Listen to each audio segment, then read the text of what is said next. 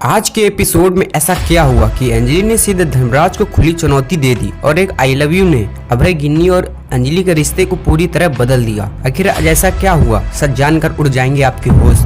Episode की शुरुआत AMC college से होती है, जहां धर्मराज के गुंडे कॉलेज की लड़कियों को परेशान कर रहे होते हैं। तभी पद्मा वहां पहुंचती है और गुंडों का सामना करते हुए उनसे लड़की को छोड़ने के लिए कहती है। गुंडों में से एक जो खुद को डायमंड बताता, उसे धमकाते हुए वो गुंडा कहता है कि यह इलाका उसके कंट्रोल में है। पद्मा बताती कि उसे अंजलि के हेल्पलाइन पर एक कॉल आया था, जिसमें लड़कियों के साथ हो रही बदसलूकी की शिकायत की गई थी। कॉलेज की लड़कियां भी बताती हैं कि ये गुंडे रोज उन्हें परेशान करते हैं, जबरदस्ती शराब पिलाते हैं एंड ड्रग्स का धंधा कराते हैं, जिससे उनका पढ़ना लिखना मुश्किल हो गया है। तभी डायमंड बंदूक निकालकर पद्मा और बाकी लड़कियों को डराने की कोशिश करता है, लेकिन तभी अचानक अंजलि वहां आकर उसकी बंदूक छीन लेती है। अंजलि उसे ताना मारते हुए कहती है कि औरतों को डराने के लिए बंदूक की जरूरत पड़ गई तुझे। वह धर्मराज को फोन करके उसे चेतावनी देती है कि उसके कॉलेज में हो रहे सारे गलत कामों के बारे में उसे पता चल चुका है और वह आज डायमंड की पिटाई करके उसे सबक सिखाएगी। इसके बाद अंजलि गुंडों की जमकर पिटाई करती है और बाकी महिलाएं भी उसका साथ देती हैं। आखिरकार डायमंड को पकड़कर एसीपी पंकज सर के हवाले कर दिया जाता है। एसीपी पंकज सर अंजलि को सावधान रहने की सलाह देते हैं और कहते हैं कि धर्मराज कभी भी उस पर हमला कर सकता है।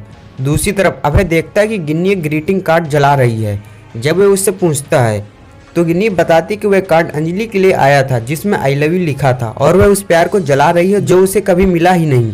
फिर गिन्नी अभय से कहती कि उसे आई लव यू बोले। अभय को राघव की बातें याद आती हैं और वह आई लव यू कह देता है गिन्नी से, लेकिन तभी पीछे खड़ी अंजलि को देखकर माहौल बदल जाता है। गिन्नी खुशी में उसे गले लगा लेती है, लेकिन तभी साधिका आकर सवाल करती कि अभय ने आई लव यू किससे कहा, गिन्नी से या अंजलि से।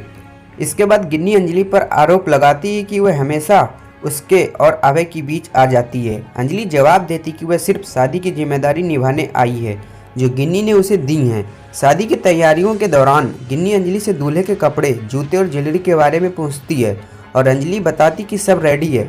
वहीं वैभव, साधिका, काव्या और सोनल भी अपनी अपनी डिमांड्स रखते हैं और गिन्नी सबको पूरा करने का वादा करती है। इसी बीच गिन्नी अंजलि को अभय के जूते का साइज चेक करने के लिए कहती है, जिससे अंजलि को अपमान सा महसूस होता है, लेकिन वह खुद ही यह काम करने का फैसला करती है और ताना मारते हुए कहती है कि उसे जूते चेक करना भी आता है और फेंकना भी। आखिर में धर्मराज गिन्नी को फोन करता है और गणेश को तुरंत भेजने की मांग करता है, लेकिन गिन्नी मना कर देती है। धर्मराज मन ही मन सोचता है कि वह इस शादी को कभी होने नहीं देगा और गणेश को भी अपने पास ले आएगा। आने वाले एपिसोड में माहौल होगा खुशियों का। अभय की हल्दी सेरेमनी शुरू हो चुकी है। साधिका अंजलि को आगे बढ़कर अभय को हल्दी लगाने के लिए कहेगी और एक पल के लिए सब कुछ सामान्य सा लगता है, लेकिन तभी कहानी लेगी खतरनाक मोड़। गिन्नी बीच में आकर अंजलि को रोक देगी और सबके सामने उसे मनहूस कहकर अपमानित करेगी। अब सवाल ये है दोस्तों, क्या अंजलि ये अपमान सह लेगी या फिर यहीं से शुरू होगा एक नया तूफान। देखते रहिए एडवोकेट अंजलि अवस्थी। धन्यवाद दोस्तों।